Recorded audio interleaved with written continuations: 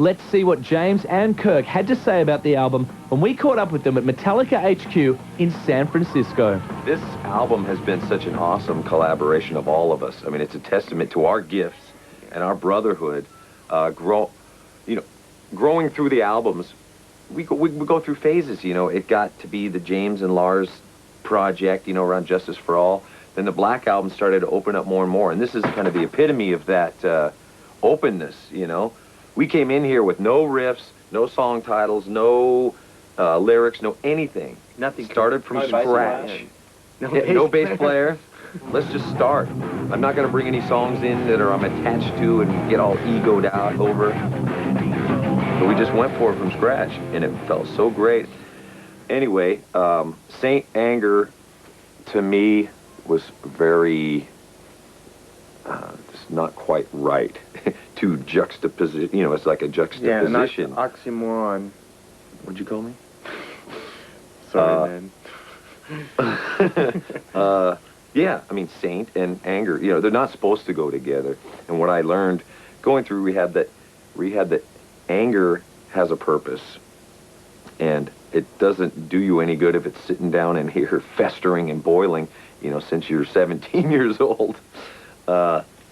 Being able to express that in a healthy way, that's basically what it's about. Metallica have pushed the boundaries of artistic music videos, but they didn't make a video until 1998's clip for One. It's pretty interesting that the concept of video and how it's changed over the years. Yeah. If you don't do a video, something, you're not a band or something. It's really weird that, back then it was more of a, oh, this is a trend or a fad or something that's, You also have to understand, this was the 80s, and, a lot of the MTV videos, or metal videos that were on MTV, were all a certain kind of video. They all had chicks and, cars, and they showcased, the rock and roll party lifestyle, and that was all just so cheesy to us.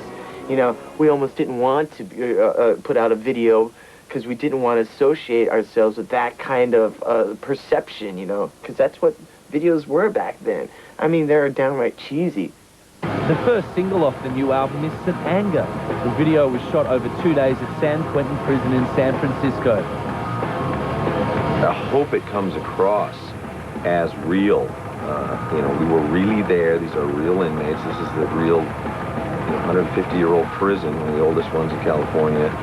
And for me, it was pretty cathartic. It was,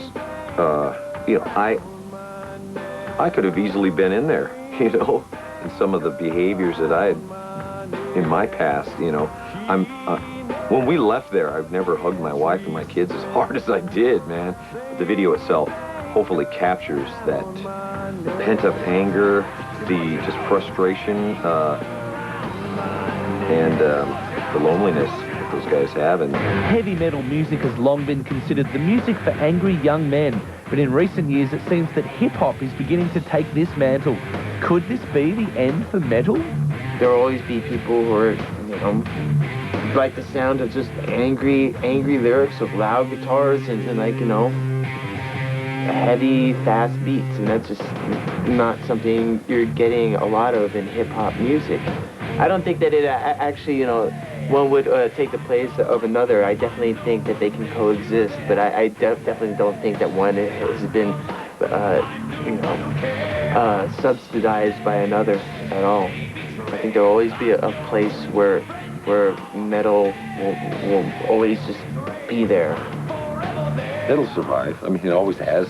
Yeah. But yeah, hip-hop is another form of expression. Absolutely. You a fan of Eminem at all? Yeah, I like some of the later stuff that he's been doing. I think he's gotten past the sensationalism stuff, and people are taking him serious for a human being, you know, telling his story through his music. I think he's a great lyricist. I mean, he really is good at telling a story through his music. Yeah, you know, he's just another angry young man who's found his medium through hip-hop instead of heavy metal. Metallica have written some of the most memorable guitar riffs of all time, so I had to ask them. What's your favourite riff that when you play, you just, I am the man? There's so many, man. Oh man, that's a good question. That is a good question. Because you know, on the new album, there's so many that are like, I mean, the riff for Saint Anger Is a killer. But then you go back and you start playing old songs again, and you're, you know, Harvester's Sorrow. That's a like, good. wow, okay. And you know, I mean, I do have to say that Kirk wrote Enter Sandman there, so I must say that's one of the most memorable riffs that I usually forget.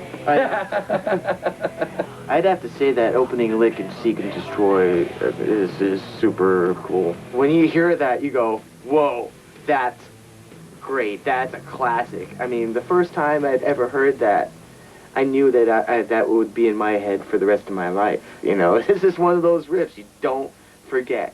On the first time you hear it, you go, that's a riff. You know, it's like Smoke on the Water or something. Well, for me, you know. Oh, sure. Isn't that sweet? Metallica have been writing music for well over 20 years, a lot longer than most of their contemporaries from the early days. You know, it's all down to chemistry, you know, but it's also down to personal chemistry as well. I mean, you know, you can have a great musical chemistry and make great music and be a great band, but if you don't have great personal chemistry, you're going to run into a lot of obstacles, I feel. Yeah. You know, if you can't work with someone, you know, things are going to be rocky. I mean, that's really the bottom line. Here's some classic Metallica, Fade to Black, live in concert. This is an unbelievable sanctuary for us. Well, we've rehearsed here for probably the last, what? Since like 94, 8 years or 95, something. yeah. Oh, quite a long time. Definitely looked a little different back then. There were squatters up in the roof, up in the rafters and stuff. It came up for sale, and it was, you know, Metallica had never really bought kind of a group thing together, you know, besides a bunch of snake pits and stages and stuff that end up as scrap metal. But for us to own a building, you know, and consolidate a fan club from Knoxville, website from Sweden, and we had the gear, you know, the swag was down in L.A. So we got it all together here at HQ, and you know, all our gear is out there. It's like a, you know, it's a playground. There's amps everywhere. It's like a clubhouse, you know, all the stuff on the walls and things in our own individual rooms that aren't quite allowed at home, you know, at least in my home, you know.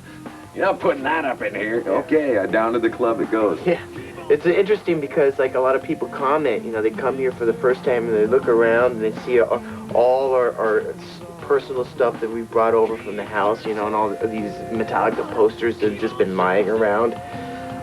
You know, and the next thing they know, you know, they think they're at, well, this is what one person said to me. He said, this place is like a Metallica museum. And I thought about it, and I'm like, really didn't mean it to be that way, but I guess it could be a museum to an outsider who comes in and sees all these old posters from like 1983 and all these pictures that were never published or whatever, you know.